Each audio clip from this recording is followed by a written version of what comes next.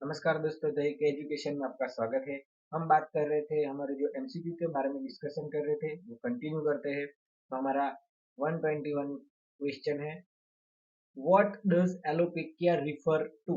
एलोपेकिया का मीनिंग क्या है? ऑप्शन देख लेते हैं। Hair loss, b skin rash, या फिर नेल थिकनिंग, बोन डिफॉर्मिटी। तो इसका सही आंसर है दोस्तों हेयर लॉस। एलोपेकिया, और ये कॉमन कब होता है?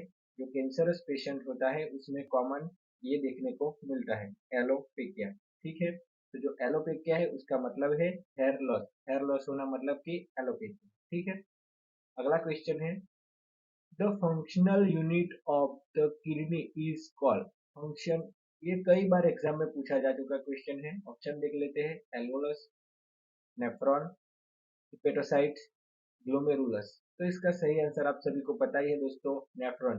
क्योंकि कई बार एग्जाम में, जो आप पढ़ रहे थे तब एग्जाम में और कई कॉम्पिटिटिव एग्जाम में पूछा जा चुका है कई बार। तो इसका सही आंसर है फंक्शनल यूनिट ऑफ किडनी, तो नेफ्रॉन। ठीक है, हमारा अगला क्वेश्चन है दोस्तों, which structure in the human body store bile. जो ह्यूमन बॉडी का स्ट्रक्चर होता है उसमें जो बाइल होता है वो स्टोर कहाँ पर होता है? ऑप्शन देख लेते हैं। लीवर में, गॉल ब्लेडर में, या फिर पेनक्रियास में, या फिर स्टमक में। तो दोस्तों ये भी दो बार एग्जाम में पूछा जा चुका है। ठीक है, तो कहाँ स्टोर होता है? तो इसका सही आंसर है गोल ब्लेडर में। जो गोल ब्लेडर होता है हमारा, वहां पर बाइल स्टोर होते हैं। अगला क्वेश्चन देखते हैं, अ medication order is for 250 ml of IV fluid to be infused over 2 hours. The drop factor is 20 drop per ml. What is the drip rate in drop per minute? ये हमने किस तरीके से काउंट करना है वो भी हमने आपको बता दिया था बहुत आसान तरीके से। ऑप्शन देख लेते हैं। 30 ड्रॉप पर मिनट, 42 ड्रॉप पर मिनट, या फिर 50 ड्रॉप पर मिनट, या फिर 60 ड्रॉप पर मिनट। जब ऐसा सवाल आए, ड्रॉप पर मिनट ऐसा पूछा जाए, तो आपको सीधा क्या करना है? डिवाइड करना है किससे? तो जो हमें एमएल, जो हमारे पास है वो एमएल में ले लेना है। उसके बाद में हमारे पास जो ड्रॉप फैक्टर दिए गए हैं वो ले लेना है, और अपॉन में हमें क्या लिखना है? तो जो हमारे पास टाइम है वो 2 आवर, लेकिन हमें चाहिए आंसर मिनट में। तो क्या करना है दोस्तों, इसको 60 से काउंट कर देंगे तो हमारे मिनट्स में कन्वर्ट हो जाएंगे। अब यहाँ पर ये कट, ये कट हो गया, ये दो कट, ये दो कट। अब यहाँ पर हमारे पास बचा 250 बाई 6। तो अब यहाँ पर ये भी हो सकता है, अगर आप 6 का आधा कर दो तो 3 हो जाएगा, और इसका आधा कर दो तो 125 इतना हो जाएगा। ठीक है दोस्तों, अब यहाँ पर 125 हमारे पास बचा है, 125, और उसको किससे डिवाइड करना है? 3 से। तब यहाँ पर हम काउंट करेंगे, 3 इंटू 4 कितना होगा? 12। ठीक है, यहाँ पर 0 आ गया, यहाँ पर 5, फिर यहाँ पर 3 इंटू 1, यहाँ पर 3, यहाँ पर 2 बचे। यहाँ पर कुछ है नहीं तो यहाँ पर पॉइंट लगाकर अब हम यहाँ पर 0 ले सकते हैं। 3 इंटू 6, यहाँ पर 18, फिर आ गए 2, फिर यहाँ पर 0, फिर यहाँ पर 3 इंटू 6। ऐसे ये चलता रहेगा। ठीक है, दो दो बच्चे जाएंगे, तो 41.66। जब 41.66 आए दोस्तों, तब क्या करना है? तो यहाँ पर 5 से बड़ा है, या मतलब कि जो ड्रॉप होगा वो पॉइंट में तो होगा नहीं, वो बड़ा होगा, तो उसको हम ए 42 कर दे तो हमारा आंसर क्या रहेगा? 42 ड्रॉप पर मिनट।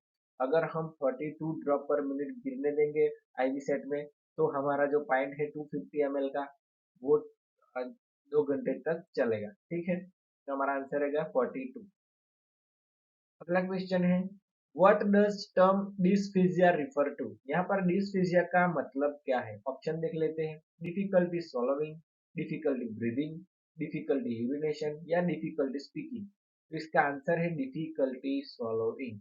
यहाँ पर कई लोग डिस्फीजिया ऐसा सुनकर ही सीधा स्पीकिंग कर देते हैं, लेकिन डिस्फीजिया का मीनिंग होता है डिफिकल्टी इन swallowing। ठीक है दोस्तों, अगला क्वेश्चन है, the smallest bone in the human body is located in the year.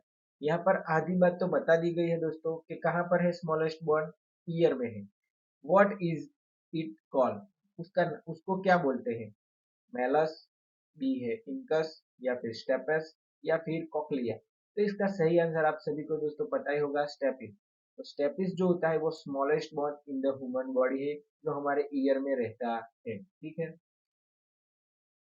पर अगला क्वेश्चन है, which of the following is a fat soluble vitamin? Fat soluble vitamin इनमें से कौन सा है? Vitamin C, vitamin B12, vitamin D, या फिर विटामिन B6? तो इसका सही आंसर है दोस्तों विटामिन डी। ये और उसके अलावा है विटामिन सी, बी, और ये B6, ये सभी है वाटर सॉल्युबल विटामिन। ठीक है, वो सब क्या है? Water soluble vitamin. और ये फैट सॉल्युबल में क्या आएगा? तो दोस्तों हम कम्युनिटी के लेक्चर में हम कवर करने वाले हैं पूरे विटामिन, उसकी डेली रिक्वायरमेंट क्या है, उस कहाँ से मिलता है, वो सब हम कवर करने वाले हैं कम्युनिटी के लेक्चर में। तो अभी तक सब्सक्राइब नहीं किया तो सब्सक्राइब कर लीजिए, आपके सपोर्ट की हमें जरूरत है। अब बात करते हैं फैट सॉल्युबल और वाटर सॉल्युबल, शॉर्ट में देख लेते हैं।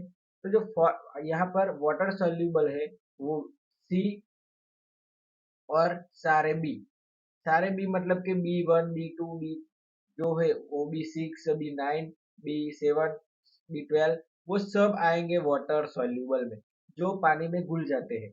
और फैट सॉल्युबल जो फैट में घुलते हैं वो क्या? तो ADEK, ADEK, ये ADEK है वो फैट सॉल्युबल है। ये इस तरीके से आप याद रख सकते हैं। अगला क्वेश्चन है, pre eclampsia is characterized by which of the following symptoms? यहाँ पे प्री एक्लेम्सिया जो होता है वो किस सिम्टम्स के साथ होता है? हाई ब्लड प्रेशर, प्रोटीनूरिया, या एडिनिमा? उसके साथ है ऑप्शन में हाइपोटेंशन, हिमेचूरिया, एंड जॉन्डिस, या फिर फीवर, ट्रेकिकार्डिया, हाइपरग्लाइसेमिया, ब्रेडिकार्डिया, डिस्निया, या हाइपोग्लाइसीमिया? इन सब में दोस्तों हाई ब्लड प्रेशर, साथ में प्रोटीनूरिया और एडिमा देखने को मिले तब पेशेंट में प्री एक्लेम्सिया है ऐसा माना जाता है। हाई ब्लड प्रेशर मतलब कि 140/90 से अब बीपी रहता हो, प्रोटीन प्रोटीन हो यूरिन में, और एडिमा जो पैरों में एडिमा हो जाता है वो हो जाए, इस तरीके का कोई पेशेंट है, ANC है, तो उसको कहते हैं प्री एक्लेम्सिया। ठीक है, तो हमारा आंसर रहेगा ए। पर अगला क्वेश्चन है, which of the following is a common complication of placenta previa? Placenta previa का कॉमन कॉम्प्लिकेशन क्या है? Preterm labour, fetal growth restriction, या फिर पेनलेस वजाइनल ब्लीडिंग, या फिर hypertension?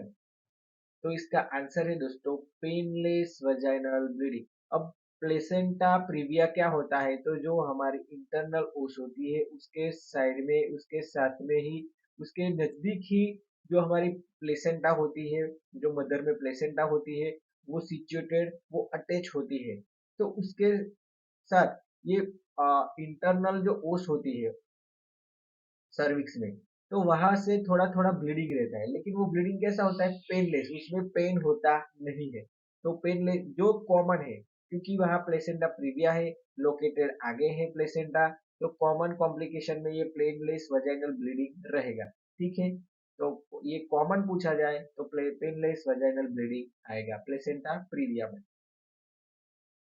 Which hormone is responsible for uterine contraction during labor? इनमें से कौन सा हार्मोन रिस्पॉन्सिबल है यूट्राइन कॉन्ट्रैक्शन? जब लेबर में पेशेंट हो, ANC होती है, जो मदर अभी कुछ ही घंटों में डिलीवर करने वाली है बेबी को, तो उसको कौन सा जो हार्मोन होगा वो कॉन्ट्रैक्शन देने में मदद करेगा? ठीक है, प्रोजेस्टेरॉन, एस्ट्रोजन, ऑक्सीटोसिन, या फिर प्रोलैक्टिन? कई स्टूडेंट्स को ऐसा लगता होगा कि ऑक्सीटोसिन होता है वो एक इंजेक्शन है, लेकिन दोस्तों वो हार्मोनल इंजेक्शन है। लेकिन मदर में ऑलरेडी होता है कि जो ऑक्सीटोसिन होता है वो एक रिस्पॉन्सिबल है यूट्राइन कॉन्ट्रैक्शन देने के लिए। और यही ऑक्सीटोसिन जब मदर बेबी का डिलीवर हो जाए, तब जो टर्न होता है यूट्रस का, वो टर्न स्टोन लाइक करता है, ठीक है। तो ऑक्सीटोसिन आएगा आंसर। हमारा अगला क्वेश्चन है, what is the normal range of the fetal heart rate, FHS या एफएचआर। नॉर्मल क्या है? 80 से 120 बीट पर मिनट, 100 से 140 बीट पर मिनट, 110 से 160 बीट पर मिनट, या 130 से 170 बीट पर मिनट। जब फीटल हार्ट रेट की बात पूछी जाए दोस्तों, तो 120 से 160 या 110 से 160 आएगा। तो ये हमारा सही आंसर है। What is the most common cause postpartum haemorrhage. ये 2021 की स्टाफ नर्स की एग्जाम थी, उसमें पूछा जा चुका है दोस्तों। What is the most common cause postpartum haemorrhage. Postpartum haemorrhage का मोस्ट कॉमन कोज क्या है? तो ऑप्शन देख लेते हैं। Uterine atony, retained placenta, coagulation disorder, vaginal laceration. ये दोस्तों सभी कोज है जो पोस्टपार्टम हेमरेज के हो सकते हैं, लेकिन इनमें से मोस्ट कॉमन पूछा जाए तब क्या आंसर आएगा? तो आएगा यूट्राइन एटोनी। यूट्राइन एटोनी का मतलब होता है यूट्राइन जो पहले जैसा स्टोन लाइक हुआ होता था वैसा न होना, उसमें देरी होना। तो पोस्टपार्टम हेमरेज या ब्लीडिंग हो, उसको कहते हैं ब्लीडिंग होना, पर वजाइनली ब्लीडिंग हो सकता है। ये टॉन में जैसे ही डिलीवर हो जाए कुछ ही मिनट में जो यूट्रस का जो टॉन था वो टॉन में आना चाहिए। अगर वो नहीं आता तो उसकी वजह से पोस्टपार्टम हेमरेज होता है और उसको मोस्ट कॉमन कोज कहा जाता है। ये सभी की वजह से भी होता है पीपीएच, लेकिन मोस्ट कॉमन पूछा जाए तो यूट्राइन अटॉर्नी आएगा। दोस्तों, तो अभी तक वीडियो को लाइक नहीं किया तो लाइक कर दीजिए। आप लाइक नहीं करते हो, आपके आपके सपोर्ट की हमें जरूरत है, तो लाइक कर दीजिए। चैनल को अपने दोस्तों के साथ शेयर कीजिए, सब्सक्राइब कीजिए और अगला वीडियो देखने के लिए यहाँ क्लिक कीजिए और सारे वीडियो देखने के लिए यहाँ क्लिक कीजिए। Thank you.